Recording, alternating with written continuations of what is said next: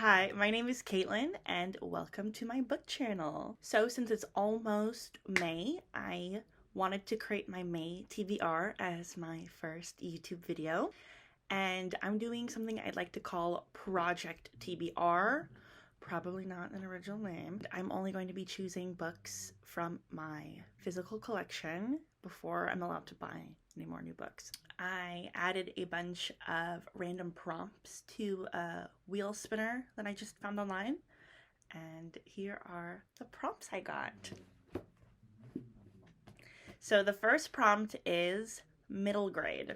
And I have chosen Touching Spirit Bear by Ben Michelson.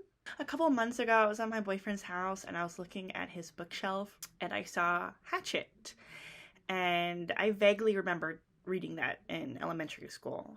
And I was like, oh gosh, wasn't that book so fucked up? Remember when he just bashed that kid's head into the sidewalk? And then he got sentenced to a deserted island as his punishment?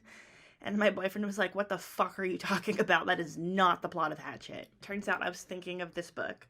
So it's about 15-year-old Cole Matthews, who's been fighting and stealing for years. But when he smashes Peter Driscoll's skull onto the sidewalk, his punishment is to choose between prison and Native American circle justice. He will either live behind bars or in isolation for 1 year.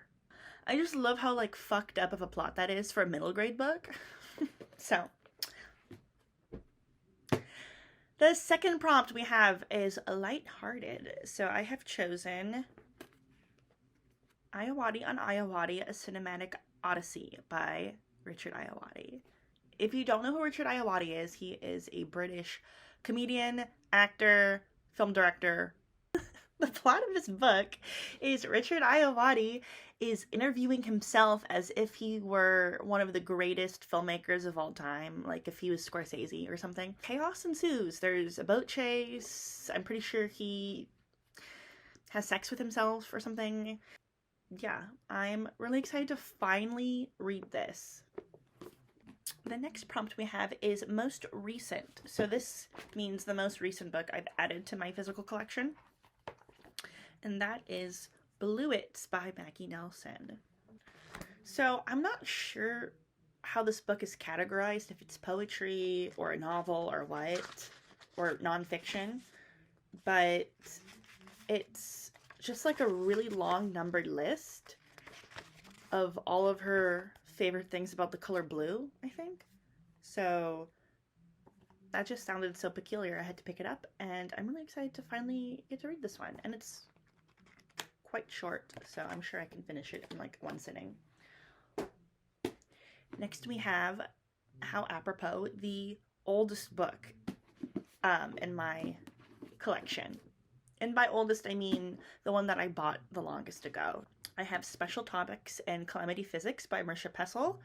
I bought this like junior year of high school, so I don't know why I haven't picked it up since then. But Marisha Pessl wrote Night Film, which is one of my favorite books of all time. So I think I'll like this. I know it's like a dark academia. It's been compared to The Secret History, which I also own and have not read. I don't know much about it, and I kind of want to go into it blind, but I know it's about a girl named Blue. I believe she goes to a fancy boarding school. She develops a close relationship with one of her teachers, and somebody, possibly the teacher, I don't know, but somebody drowns. So I think it's a mystery as well. So I'm excited to put my little Nancy Drew cap on and solve it. And then the last prompt I got was sad. I chose The Year of Magical Thinking by Joan Didion. I know it's a memoir, and it's about after Joan Didion lost her husband. This is going to fit the prompt nicely. It's April 29th today, and I have a couple of books I want to finish before May 1st. But yeah, I plan on doing some reading vlogs and making more bookish content in the future. So, also, I have a book blog.